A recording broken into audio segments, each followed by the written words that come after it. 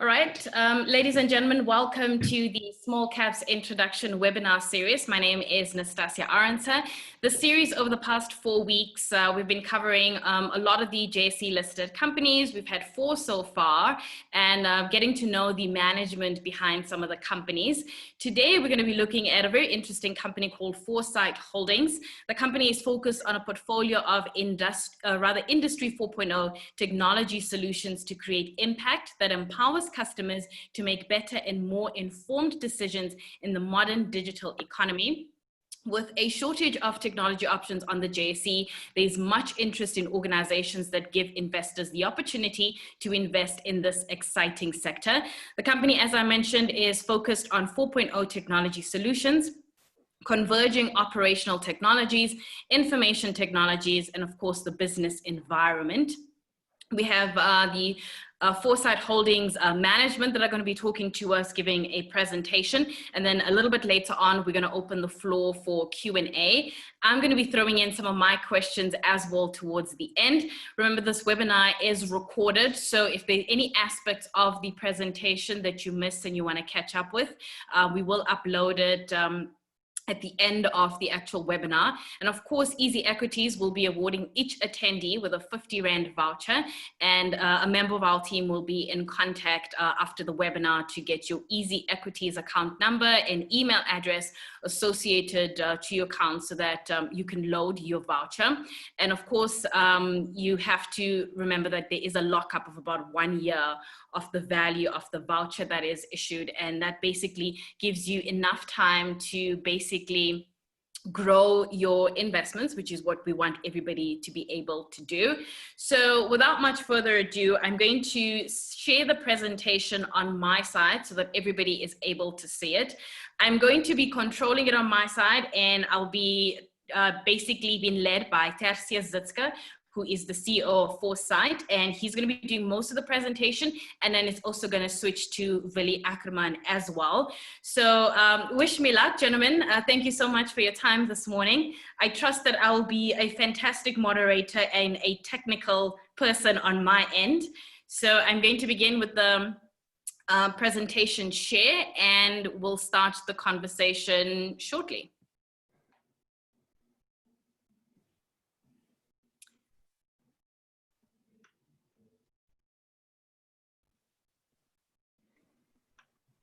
Tertius, the floor is yours. Thank you very much, Nastasia. So with me, I've got Willie Ackerman. He's we call him our Growth 4 Director, Chief Sales and Marketing Officer. Just a note, 4Sight currently is in a closed period. We are releasing our half one ending 30 June results very soon. It looks like this still July, and then at the end of July the 31st, we have our AGM. That was a bit postponed due to the COVID regulations and the allowance made for that by the Johannesburg Stock Exchange. So my name is Tertius Zitska. I'm the CEO of 4Sight Holdings Limited, a Mauritian company incorporated with an inward listing on the Johannesburg Stock Exchange for the last nearly 2.5 years.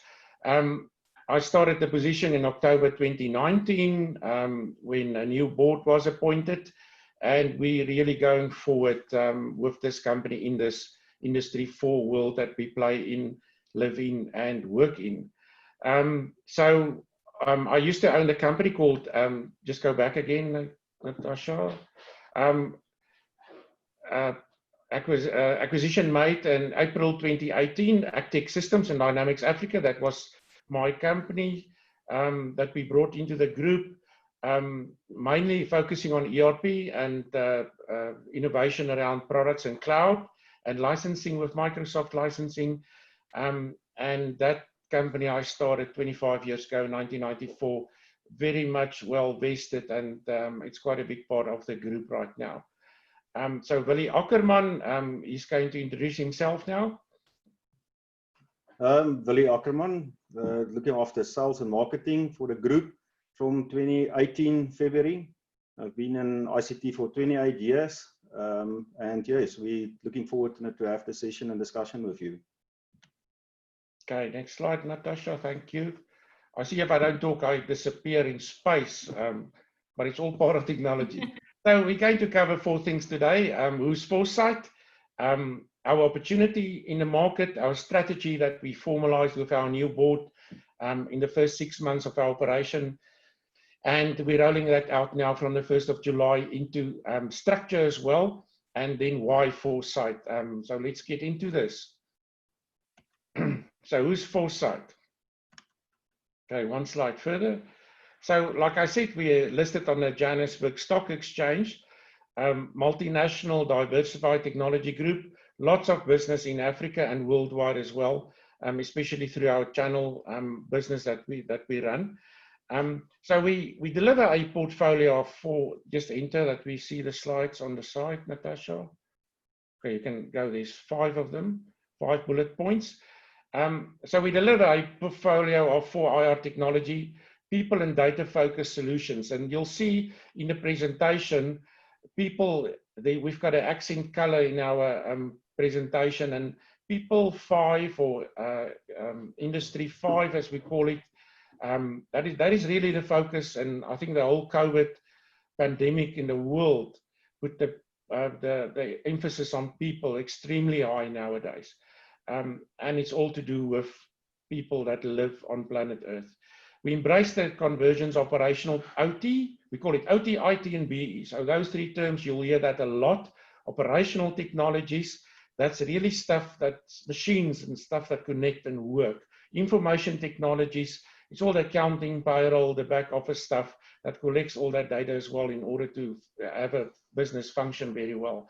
And then the business environment that we need to run all these OT and IT platforms on to deliver towards us. Like what we use today, business environment is, we're on Zoom today, normally we're more on Teams, but that's all part of that whole solution. And we bring those 3 worlds, that we converge those 3 operational technologies, information and business environment worlds into a focused delivery for our customers. And we also drink our own champagne, and we do it ourselves as well. So we create meaningful impact for our partners. And when we say partners, we mean customers and our vendors or suppliers like Microsoft, Sage, and all these suppliers that we deal with, Aspen Tech. And we really take their platforms and will build, design, and develop IP on that, and especially integration and the data around that. Empower our partners, customers, and vendors to future-proof their business through digital transformation. That's really what we do in Foresight and for ourselves as well. Enable better and more informed decision-making in the model of digital economy. And that's the main theme there, is that we all know data is the oil of Industry 4. Next slide.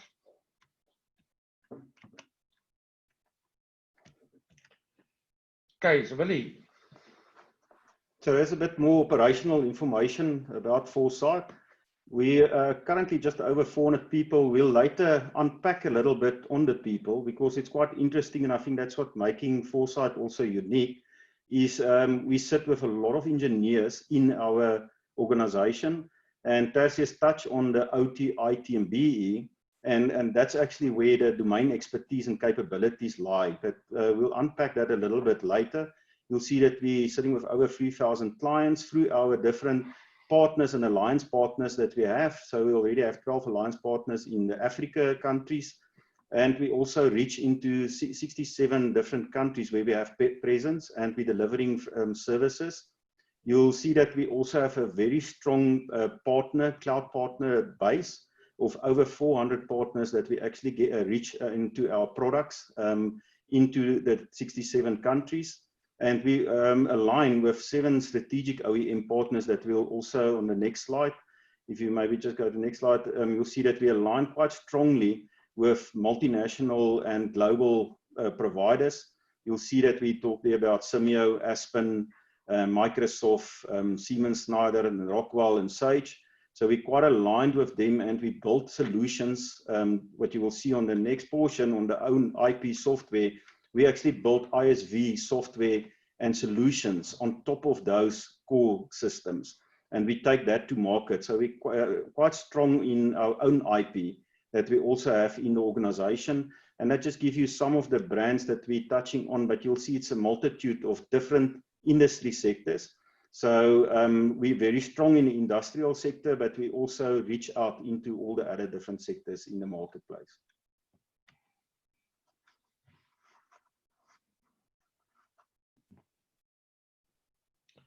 Okay, so that's part of our new branding that we're showing you there. So we can go to the next slide, Enterprise 5.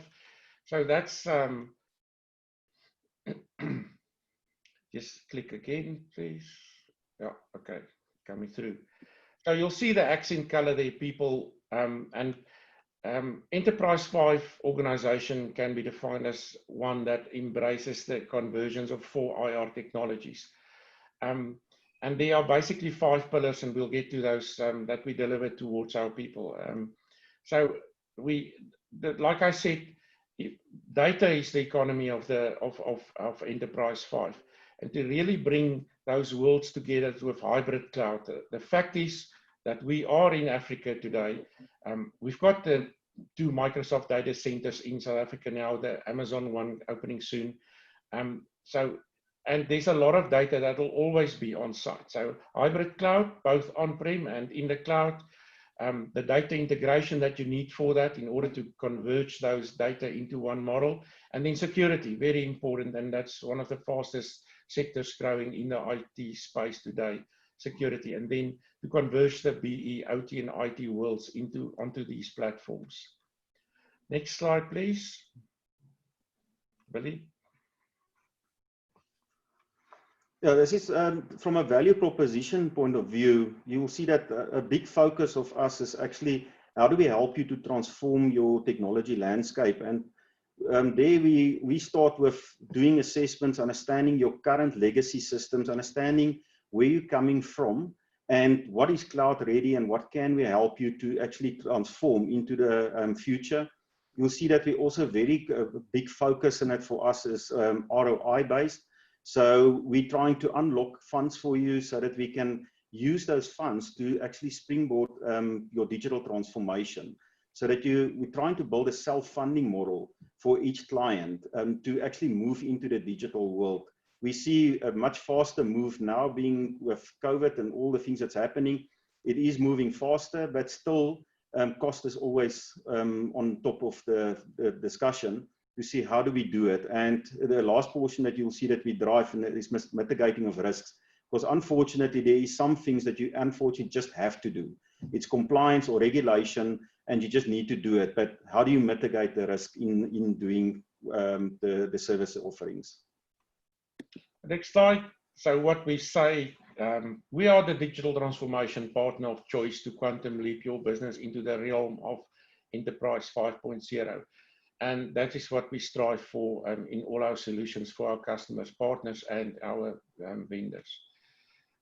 Next slide, the opportunity. Where does Foresight business reside?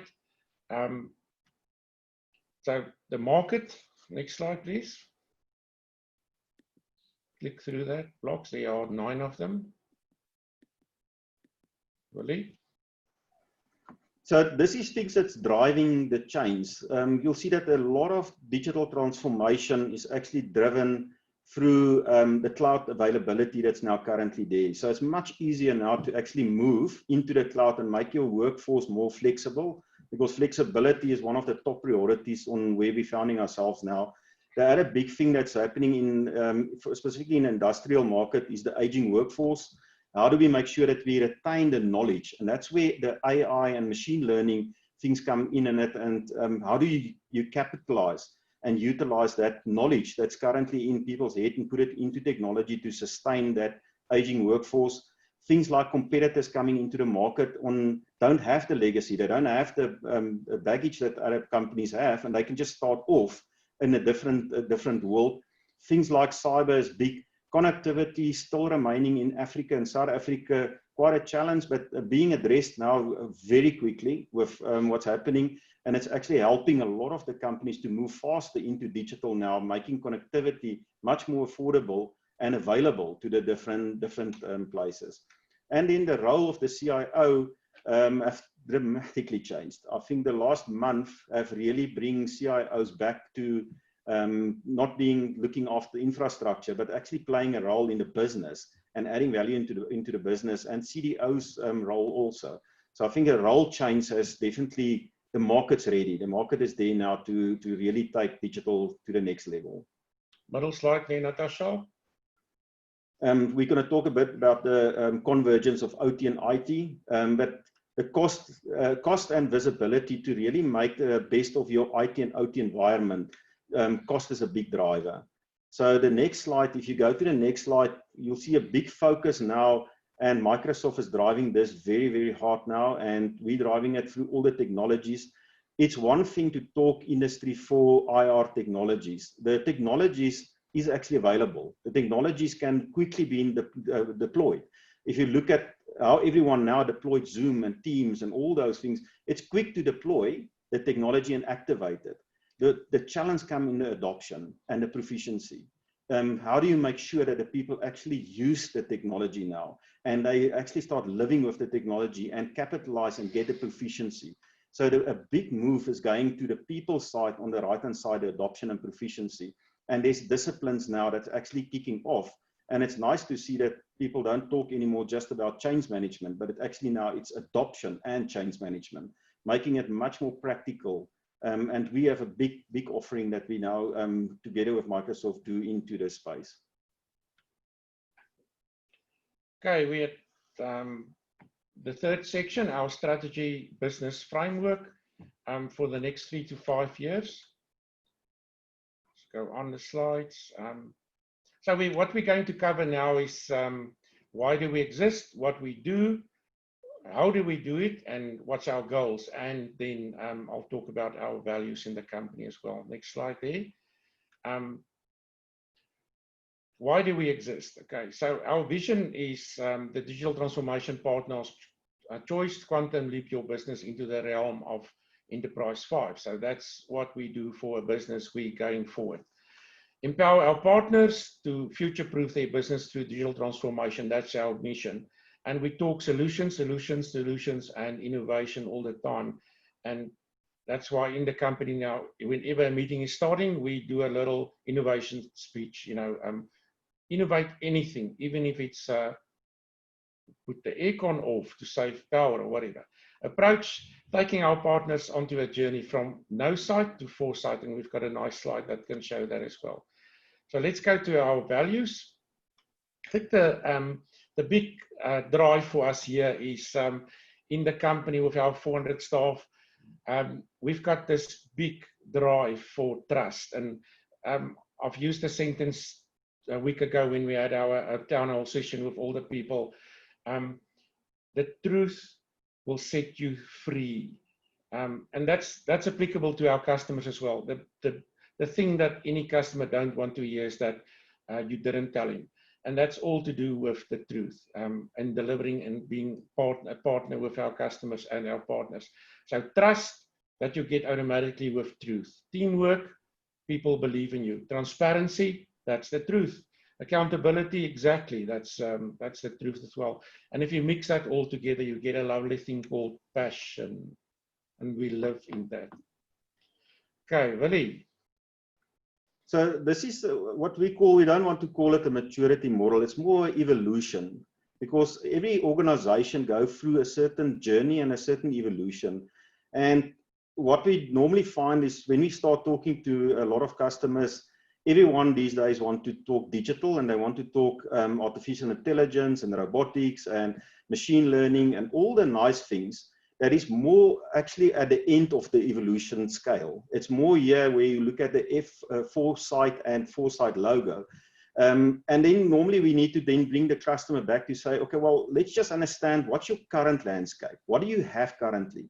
And then we normally find the clients more sit between no sight and hindsight. So they're using historical information to make decisions. Decisions is made after the fact. Financial results that you get now is actually last month. So you're already in the next month, so you can't change things. So the first thing that we do with the clients on the evolution is to try and take them from hindsight to insight. How do we make the data and information available? And And that's where we talk about BE, the business environment area. How do we make sure that we get all the data available in your business environment, that it's visible for decision making, that we can start doing analytics, we can start predicting and forecasting. So as soon as we have them into insight where the operational technology and the information technology, data and information is collated in BE, and we can now start seeing the business in real time, we can then start doing what we call foresight. So the next thing is then, how do we predict? How do we predict what's going to happen in a business? How do we, on machines, predict when something is going to fail? We currently can predict 2 weeks and to 3 weeks to 4 weeks before something fails. But in that case, and that you still have the human intervention. So foresight, FOUR-sight is still where you need to do a manual action. So we will tell you something is going to fail, but you still need to do something. Our end goal is where the logo comes from, also the round circle. It's a closed loop environment. So it's autonomous intelligence. So the end goal is where we actually get technology that makes the decisions for you. So currently we have what we call advanced process control in that environment, and the engineering fraternity will know it quite well. But actually the machine learning and AI actually makes the decisions for you and control the machine for you. And the human intervention is limited to actually more do the analytics and value add services on top of that. So this is an evolution, but it's not something that you do quickly. This is a 2-3 year journey to actually get your whole business to move into this space. But at least it gives you a barometer all the time on where you are and what you're doing. And it shows that you're structured and you have a digital journey that you're actually working through. Okay, so this is the 3 worlds that we're basically bringing together. So Willie will talk about the side, and I will continue in the middle. I think that when you bring all those things together, like I said, the hybrid cloud, the data integration, data security, that is the heart, and it looks like a little heart of any business. And with that oil in Industry 4, we can really go into Enterprise 5.0, where we put all these technologies together. Yeah, so I think I've started talking about this on the previous slide, but if you just look here on the OT portion, and I'm going to also here address a little bit on the skills side. So in the OT environment, we sit with very specific, and we actually proud ourselves and differentiate ourselves from the domain expertise that we have. So you'll see that a big focus on OT is on assets. It's asset automation, asset optimization, and asset simulation. So there we sit with nearly half of our workforce, that is industry engineers, electrical engineers, mechanical engineers, chemical engineers, that actually understands the business and run a business using technology. So very strong engineering focus. And then on the IT side is where we have the ERP systems and the financial systems and the CRM systems, all the different systems that enable the business process transaction side. So we talk about the transactions on the IT side, is how do we then bring IT and OT together? And that is where we then bring the business environment together, where we say both of these environments has very strong data. And a big thing that we currently find, a lot of people is not using the data to its fullest. So we generate a lot of data, but it's not really utilized.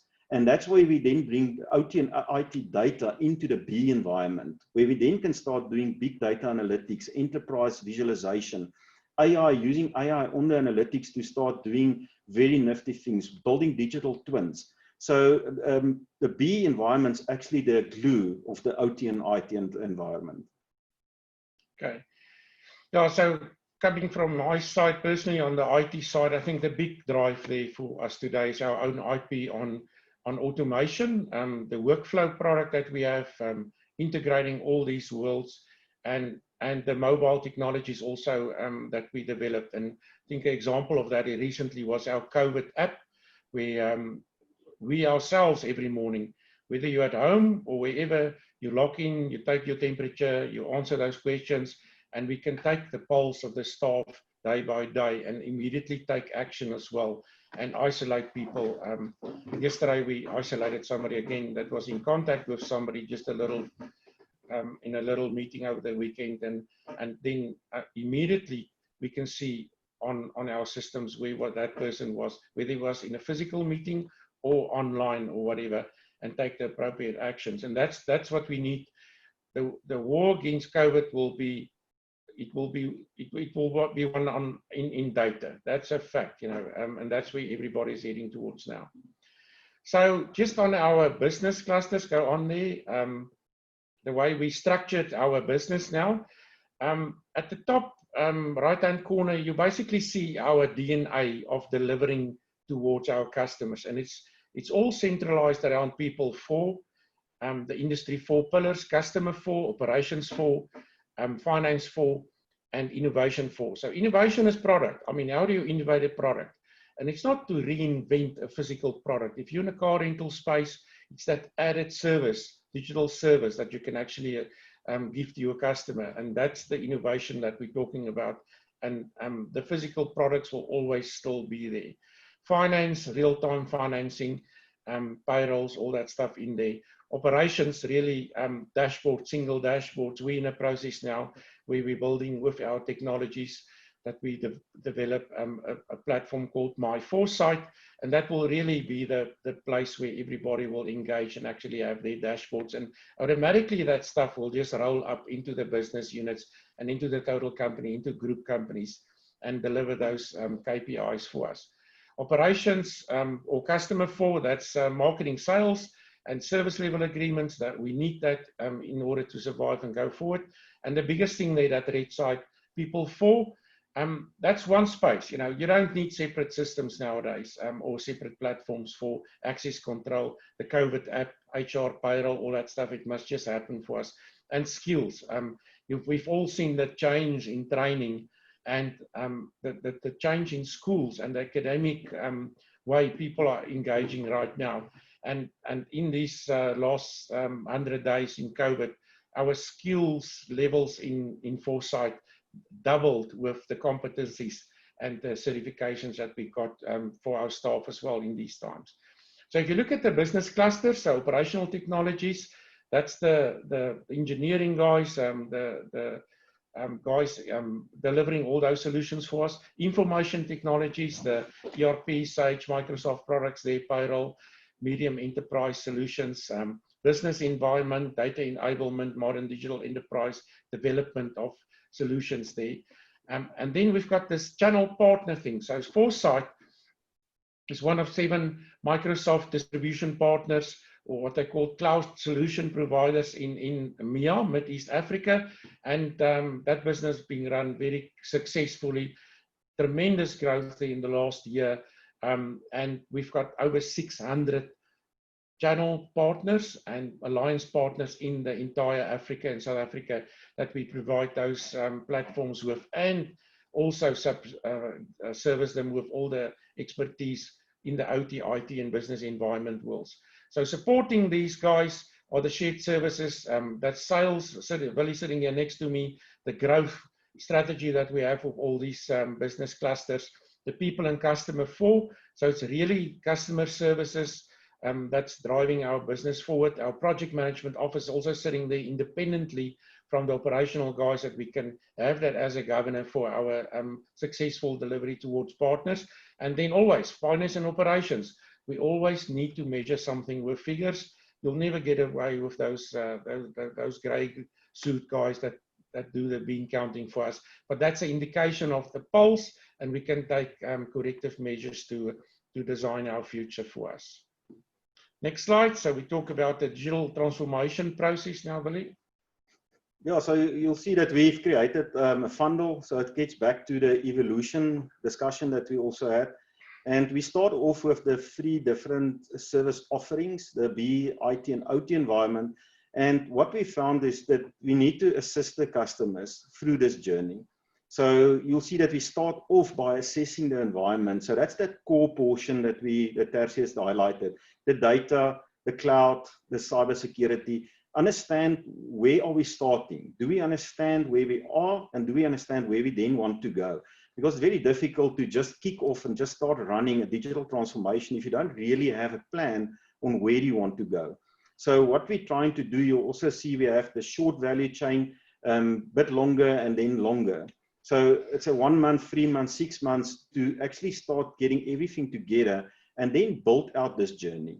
To say, how do we do it now over the next 3 years? But how do we make sure that we do have the capability? How do we utilize savings to actually fund some of the digital transformations we want to do? And then also to build some credibility, because I think the big thing in stats that we see, the failure rate on digital transformation is massive, because everyone starts something somewhere, but no one really puts all of it together and say, how do we actually get the end game? What is the end game? What is the business transformation that we want to achieve?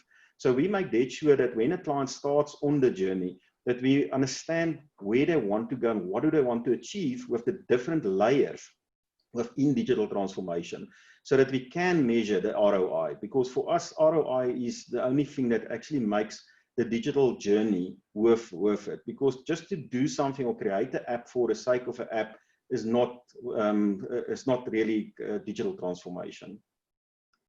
Okay, next we go into our growth objectives. Next slide, please. I think the recipe for industry for IT companies is, and I say it in Afrikaans, bietjie baie.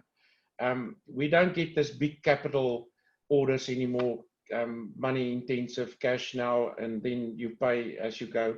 But what the new economy is subscription based, and we are aiming to get to a 70% product subscription base within a year, and we're well on track with that.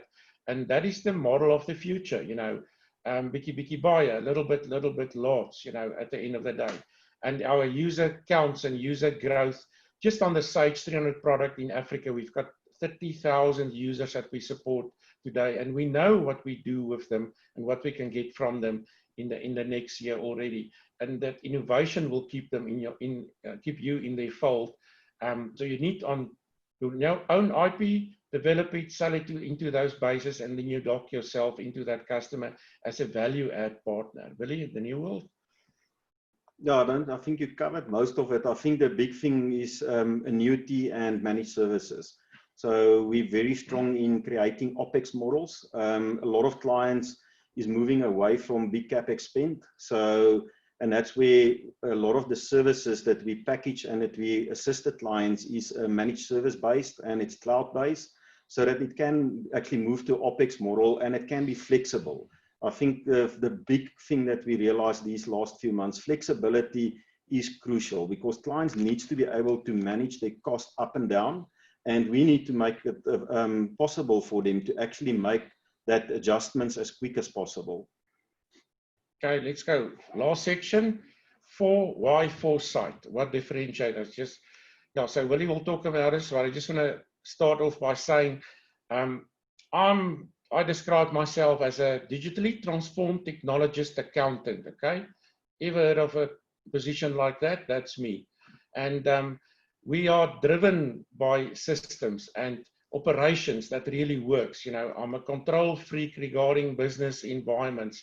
Things must just happen for the people that's in production. That's why we've got such a strong back office supporting all the people out in the field there with their customers, because that's their focus. They must build the bridges.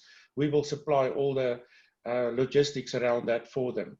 And so Willie will go into our differentiator here now. I touched on most of them. I think the few that I want to highlight is actually that we've created about 6 channels to market. So and that's where Tertius actually also highlighted the partnerships. So we don't believe in fighting with our competitors. We actually partner, because in the space that we currently play in, the digital transformation, you do not know what the client currently have employed or have in his environment. So a lot of cases, you're actually going to have to partner with each other to help the client. And that's our focus. Our focus is client and customer based. So we created 6 different channels to market to make sure that we address all the needs that's in the market. The thing that I want to highlight from here is the Foresight Unplug. You would have seen in the press, we've released a press release. We've formulated a black level 2 company with very, very strategic guys in it that's been in the industry also between 25 and 30 years of experience on each of the individuals that's in the Unplug environment. And we're really seeing the uptake and working with them and working together into the market space. It's really been an interesting journey already. And I think it's just going to help us and even to address more of the things that we need to address in the South Africa market space. Okay. Our business model, customer. Yeah, I can just talk, like I just said, customer first thinking. So we've centered around the customer, and that's why we say we are a partner, because we want to listen to what the customer wants, and then we want to help the customer on the journey. And the digital environment is big enough for everyone. Everyone can participate. The second thing that we then do is to make sure that we have the right interface, right person at the right time. And that's where the domain skills come in. It's a very, very big difference. And yes, I've been in sales for many, many years, but I can see if I go to any mining industry or mining client, they listen to me while I do the PowerPoint, but as soon as we start talking the tech stuff, they want to talk to engineer. And then they want to talk to a chemical engineer, industrial engineer, or the guys that work in the environment, even in the IT space. They want to then talk to the guys that's been implementing these things. So the combination of the skills and the right people at the right time for us is quite crucial to put them in front of the correct customer. And then I think the capability that we created in Foresight, the scale of offerings and the synergies across the industries. And you will find also most of our subsidiaries that we have, although it looks like we just put a company together, most of them is in existence 15 to 25 years. So it's very strong brands that's in the market space that's just been put together now in clusters under the Foresight brand, but very deep domain skills in it with many, many years experience in the industry. Okay, good. Next slide, the partners. I think one thing about partners is, I've seen on Facebook the other day, they reminded me in 2009, 10 years ago today, this week, we, as the AgTech side that came into the business, we won the International Global Newly Recruited Partner of the Year, and that's where we play. Sage last year, international, the MIA Partner of the Year for so many years, you know, and on the Rockwell side as well, Best Performance, AspenTech, those guys. So we live and we absolutely work for success, and you can only have success if it's also acknowledged by our partners, our vendors as well. And that's what we live for. And the competencies of our staff is really emphasizing that as well, that we really have the skills to put all these solutions together. Something else here? No. Okay, next slide there. Okay, so our executive team, so like I said, I'm the CEO. The next layer, that's the guys that really deliver. They work towards the customer solutions, innovation, maximum 10% admin and funny stuff. And the guys at the bottom really delivers and support these guys in executing with that. So our next layer, so we've got about 30 divisional directors supporting these guys, small teams, agile, that can really work together and synchronize into going into one customer as well. The board, so we've immediately when we came into, the board was appointed in October last year, we said that we want an independent, non-executive board. So we've got excellent people assisting us here. These guys really worked a lot of hours to get all the policies in place. And I think you guys seen the census last year on what went wrong in this group and everything, like in our the 2019 annual report that will be approved on the 31st of July. REMCO policies, you know, the Audit and Risk Committee run very well by Andrew, the REMCO by Chris sitting in Sydney in Australia, and Herman Singh as well, a very well-known ICT personality, assisting us a lot in these capabilities. And then our chairman in Mauritius, Camille, former tennis player, I think you know his history, but he's really also giving us excellent advice, and we walked this journey together. And 2 weeks ago, we all were certified at the JSE Academy, you know, with the training that's required for running an Altex company. or a listed company being a director on there as well. So we're ending now with a little video, and then we'll take the questions. So this is really a 2.5 minute summary of what we do very well and what we live for in Foresight. All right, so for the video, I'm not going to play it via the presentation. What I'm going to do is actually play it from the QuickTime player, because I think in terms of audio, it'll sound a lot better. So here we go.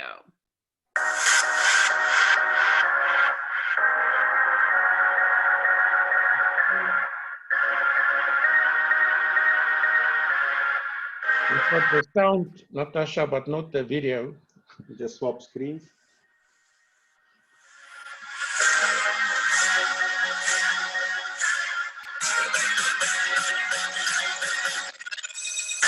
Okay, just swap your screens. Just reshare the other screen.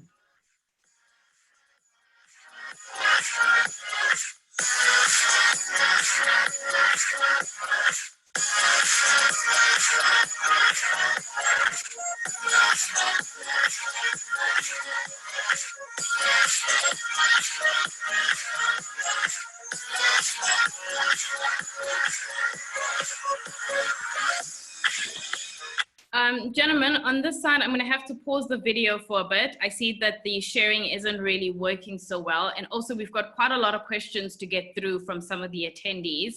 And I want to try and get as much insights from you guys as possible.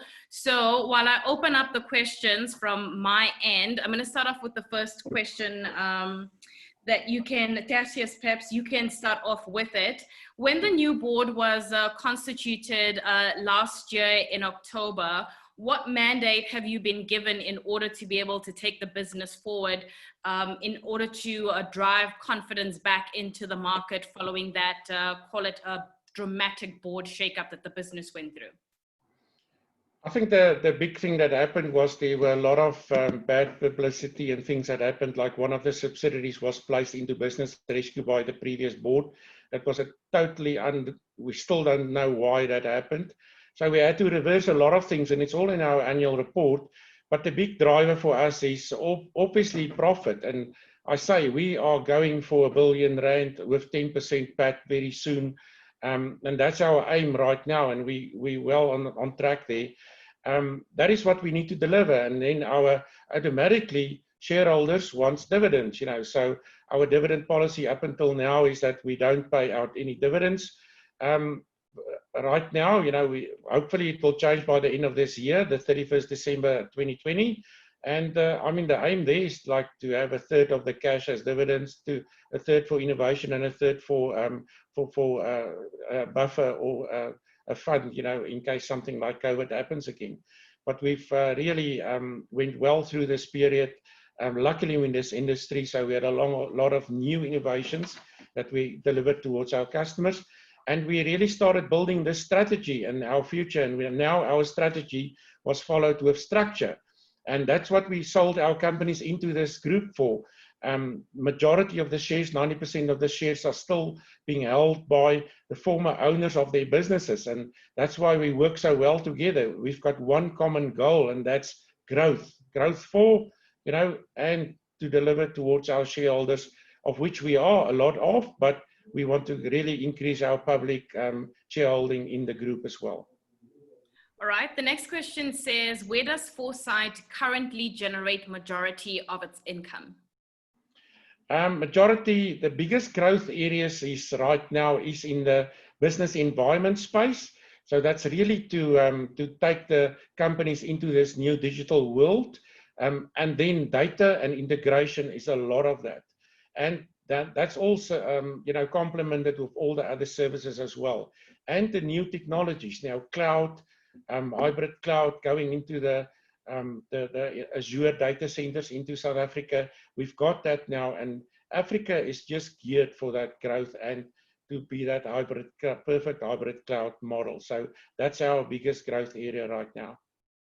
All right, I see one of the attendees wanting confirmation that this presentation and this video will be available afterwards. That is correct. We're going to upload it. So if there's anything you missed during the conversation that Tertius and Willie have put forward, you can catch up with that. The next one says, why did 4Sight Holdings sell its subsidiary Digidata? Because they don't make profit. Okay, simple question, simple answer. So we're really heading towards a good financial year, you know. So we can't say a lot about that right now, but yeah, that's the main reason. And really, the fit was not there as well. You know, we're all in this environment of business environment, OT, IT space. So the fit was also a problem for us. But that was the main reason. And I think when they exit, like in the census, you'll see. So hopefully that will happen like in August this year, when we need to call a special general meeting. That will automatically also, they're basically giving back 300 million shares. So the issued shares will dramatically decrease for the group, and the rest of the shareholders will gain that value. On the back of that, sorry to interrupt, Tertius. On the back of that, how do you as the board make the decision to let a subsidiary that you may have acquired go? How do you make the decision that we're not going to continue trying to save it because it's not worthwhile anymore, or we're going to continue put more effort into it, maybe we can change it? What informs the decision to sell off a division or to acquire something in that aspect? I think it must fit in with our strategy of products and delivering towards our customers. So that was a main reason as well. And then as well, you know, and then culture as well, culture playing a big part in that. You know, so I think that was the main drivers, but the biggest thing was really to be way more profitable in the group as well. All right. The next question says, how does 4Sight plan on increasing its market capitalization? I think it will automatically come, you know, as soon as we have these, you know, better results, and it's a sort of the solution will drive our company forward, and the innovation around that. Right now we are appointing more staff, you know, it's really all staff that's depicting growth, and we really need those new engineers, a new way of delivering towards our customers, and that will automatically drive that market capitalization for us. Willie, this one's for you. I can imagine companies over the past few years have been talking about the fourth industrial revolution and, you know, getting it into their companies and trying to get involved. What's the biggest question or the biggest challenge from your side that you think companies are grappling with? I think it's legacy. Legacy is really hampering the businesses because it's a bold move that you need to make, to let go of what you know and embrace the new. So, and that takes the longest portion, and that's why the approach that we follow is a bit different from everyone, so that we need to make sure from where do you start and where do you go. But like I said, the technology is available, but the step for the people to take is first to make sure that you want to take the technology step. And then the second thing to make it successful is to bring the people along. So a lot of the transformation projects we're doing now for quite a few mines, actually we're doing quite big ones in Africa, is a big portion of that. I'll say even 50-50 nearly is focused on enabling the people to make sure that there is what we call a digital committee in place, and there is funnels in place in it to capture all the digital initiatives and make sure that you prioritize what are you focusing on and what do you take on next, and that everyone is aware of it. So I think it's that first step. But legacy, unfortunately, currently is hampering a lot of the businesses. But the period of COVID that we went through now has actually leapfrog some of them. Some of them is now taking that leap and saying, well, we don't have a choice anymore. If we want to exist and we want to move, we have to move. And I think that's why also, like Daphne says, we created a lot of channels. We had to create a few different channels even in this last few months because of the uptake of digital transformation. While we're on that conversation, Tertius, we're still currently dealing with a pandemic right now that people are still trying to adjust to and find whatever new normal could be. I mean, what aspect of the different business clusters have you found are benefiting from, call it this crisis or this chaotic period? Because most people will say opportunities are generally found in chaos. Do you find that a lot more people are now thinking, let's move into, you know, the technology for IR space a lot more quicker than we would have? Yeah, Nastasia, you know, our Salesman of the Year award this year will go to a salesman called COVID. But yeah, so it really you know, expedited the way businesses were actually now transforming. You know, just the modern workspace. How do you track productivity for people sitting all over the province now? You know, how do you where we struggle right now, or not really struggle, but we find it the challenge is the young people need to learn from the older, more experienced consultants in our world, you know, and now you miss out on that. You know, they don't sit, that apprentice is not really sitting next to the guy that can show him, you know. So that is still a thing that really needs to be real physical, you know, but we work around that, and that's definitely a big way forward, you know, is to actually track that productivity. And that's where a thing like a modern digital desktop will assist, that you can actually see that this guy's really worked on this. Because the one thing about data is you can track it and you can see where it's going and who's doing what on it. So you can really see if a developer is working or not, and what times as well. And we find that the people are actually working a lot more. You know, we need to force them. Like, we've got a rule now, 12 to 1, it's lunchtime. You know, it's a digital lunchtime. Okay, go out and do something, walk the dogs or whatever. But yeah. So we need to force the people into this new habits as well, but we need to track it, yeah. Okay, we've got a couple of minutes. We've got a question that says, when you look at companies like Microsoft and the other two companies that you've partnered with, where do you see them in the next few decades, and how does that vision fit in with where Foresight is going? I think we use their platforms. You know, we develop a lot of IP on somebody else's IP, and that's why we say partner. If you partner, you play in the blue ocean. If you make war, you're in the red ocean. If you isolate yourself, so, and that's the handshakes. I think you know, Sage and Microsoft, all these guys, they're not that enemies of before. You know, they all work together for the future of their partners, and they share partners. You know, you can't tell somebody, no, you can't talk to that vendor because I will not supply you anymore. There's not a thing like that in the world anymore. And it's the openness and the transparency. And like I said, the truth will set you free, and then you've got growth. All right. The next question says, where can we expect Foresight to be the next 3 to 5 years? On the main board, very soon. Okay. JSE. Okay. JSE, yeah, in South Africa. Our next, we've got a 5-year plan for expanding. You know, Africa, very big for us. We've got excellent, you know, Microsoft taking us into these assessments with their corporate customers in Mid-East Africa. So that's a big, that's our next year, currently our 2020 big expansion. And then also we've got plans for Australia, Europe, and the rest of the world, you know, to roll out these models there as well by partnering. That's why we've got this perfect partner model, you know, we share and we grow together. Tertius, if you had to be honest, what's the part of the business that's giving you the most trouble right now? My time. I don't think we've got bad blood or anything bad in the company right now. Everybody is very excited. It's just a pity we can't braai and have a Bronnewyn, but that will follow soon, hopefully, if we all work together in South Africa. And build a culture, and that's what we're really doing very well right now with this digital transformation, and doing that as well. You know, building little videos. I mean, on WhatsApp, and you know, we've got little short videos and stuff that we do that's saying I am Foresight and stuff like that. You know, that's really building that culture for us.